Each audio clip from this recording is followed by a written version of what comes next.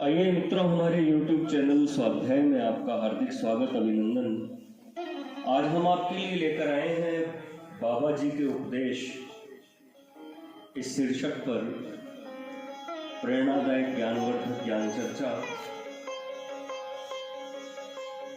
अगर आपने हमारे चैनल को लाइक और सब्सक्राइब नहीं किया है तो आपसे निवेदन है, कृपया चैनल को लाइक और सब्सक्राइब अवश्य करें।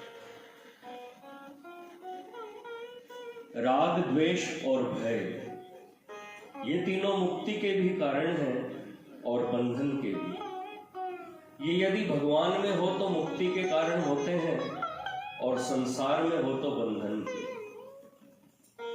तमोगुण और रजोगुण में पूर्ण सुख नहीं है, पूर्ण सुख तो सतोगुण में ही है। इसलिए सतोगुण बढ़ाने का प्रयत्न करना चाहिए। विचार कर देखा जाए तो कांच भी मिट्टी ही है, तथापि कांच के मकान में बैठकर देखने से बाहर भीतर की सभी वस्तुएं दिखलाई देती हैं और मिट्टी के मकान में कुछ भी नहीं दिखता। इसी प्रकार तीनों गुणों में से रज और तम मिट्टी रूप है तथा सत्व कांच रूप है। भगवान परिपूर्ण है, हमें उनसे प्रेम करना चाहिए। ज्ञान में सुख नहीं, सुख तो प्रेम में ही है। जैसे किसी बहुत बड़े धनी को केवल जान लेने से कोई सुख नहीं मिलता, सुख तो उससे प्रेम हो जाने पर ही मिलता है। भगवान को जान लेने का नाम ज्ञान है और उनसे प्रेम हो जाना ही भक्ति है। इसी को अभ्यास योग अथवा चिंतन भी कहते हैं। चित्त का विकार तभी जा सकता है जबकि शरीर मात्र को मलमूत्र का थैला समझा जाए। जब तक चित्त लीन नहीं होता तब तक क्रिया के संबंध से विकार हुए बिना नहीं रह सकता। चित्त लीन हो जाने पर फिर जो क्रिया होती है वह केवल लीला मात्र होती है।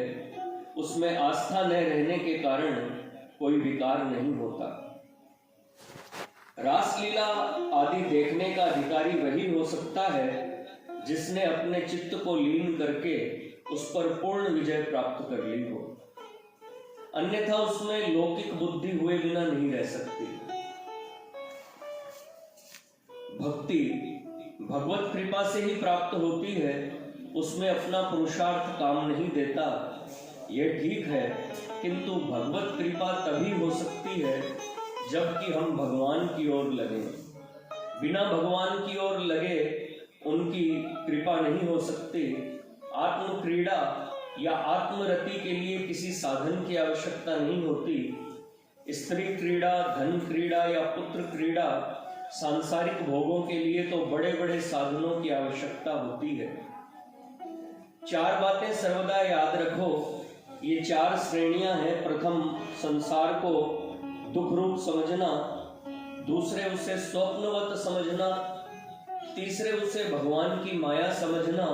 और चौथे, उसे आत्मा की तरंग जानना। पहले ज्ञाता और ज्ञेय की पृथकता का ज्ञान होता है, फिर इस भाव के गूढ़ हो जाने पर ज्ञेय ज्ञाता की दमक ही मालूम पड़ने लगता है और कुछ नहीं। ज्ञेय का ध्यान न करना ही ज्ञाता का ध्यान है। ज्ञाता और ज्ञेय का संबंध कभी नहीं होता, ऐसा चिंतन हर समय रखना चाहिए। राम, कृष्ण, शिव और देवी आदि सबका लक्ष्य अपने इष्ट देव को ही समझना चाहिए। ध्यान निष्ठा में सांसारिक वस्तुओं की इच्छा और काम क्रोध आदि उद्वेग बहुत बड़े विघ्न हैं। इसलिए इनसे सर्वदा बचना चाहिए। जब तक भोग और मोक्ष की इच्छा रहती है तब तक वास्तविक भक्ति नहीं होती। भक्त कभी मोक्ष की कामना नहीं करता। मित्रों, यह थी बाबा जी के उपदेश इस शीर्षक पर प्रेरणादायक ज्ञानवर्धक ज्ञान चर्चा।